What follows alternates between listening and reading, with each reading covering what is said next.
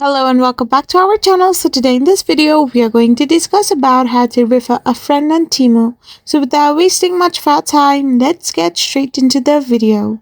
So to refer a friend on Temu, you need to first of all navigate to your account by tapping it open. Once you have done this, you need to now simply tap on the U icon on the menu bar.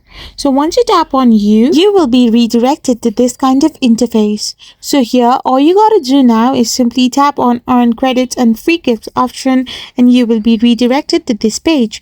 Now you can simply choose any of the gifts or credits that can be earned by tapping on Get Now, and there you can find an option called Invite New App Users to Flip. So simply tap on that particular option and you will be allowed to refer your Temu to your friends.